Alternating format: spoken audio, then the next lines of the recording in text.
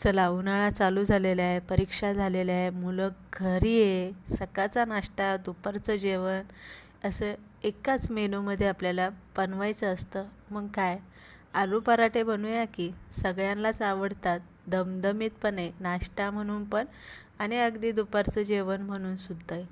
आज आपण अगदी टम फुगणारे गुबगुबीत अशी बटाट्याची भाजी भरून केलेले आलू पराठे बघतोय, त्यामुळे रेसिपी शेवटपर्यंत बघा.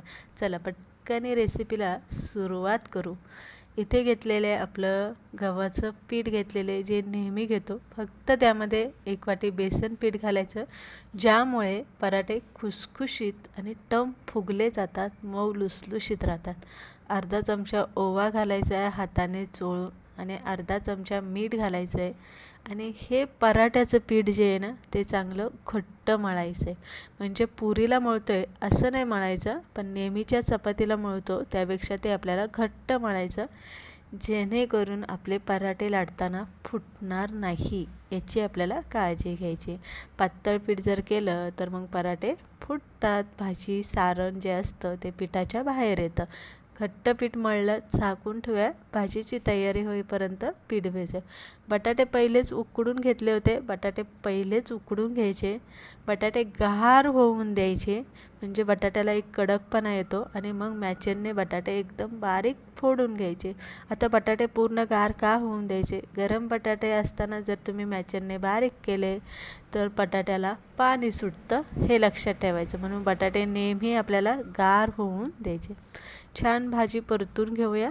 मोठ्या 2 पळ्या तेल घातलेले, त्यामध्ये जिरी मोहरी घालायची आहे, हळद हिंग घाला, लाल तिखट घाला, धने पावडर यामध्ये आवर्जून घालायचं आहे, आमचूर पावडर घाला, मीठ घाला, कांदा लसूण मसाला घाला, गरम मसाला घाला आणि जो मिक्स मसाला असतो आपला खास घरी बनवलेला, तोही मी यामध्ये घालून घेतलेला आहे.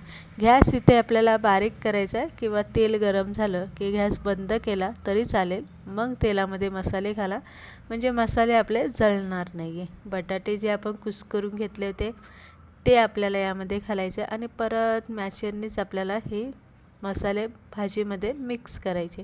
म्हणजे काय होतं, व्यवस्थित मिक्स पण होतात, भाजी पण चांगली बारीक अशी मऊसूत पुरणासारखी होतीये आणि मसाले पण चांगले बटाट्यात मिसळले जातात.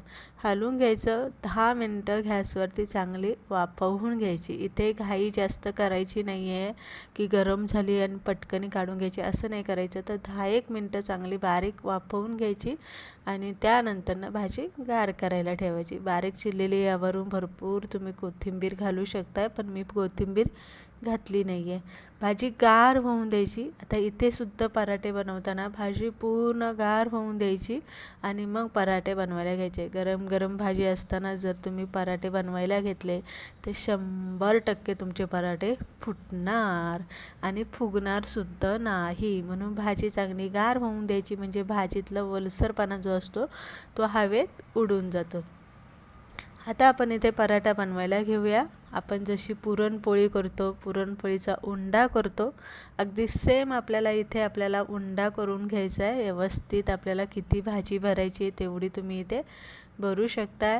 व्यवस्थित उंडा हातावरती थापून घ्यायचा आहे, पिठी लावायची आहे आणि कडेने पराठा चांगला लाटून घ्यायचा आहे. शक्यतो पराठा पातळ लाटला ना की छान खुसखुशीत लागतो, म्हणून मी नेहमी आपला पातळ लाटत असते. जास्त जाड नसतात माझे बटाट्याचे पराठे.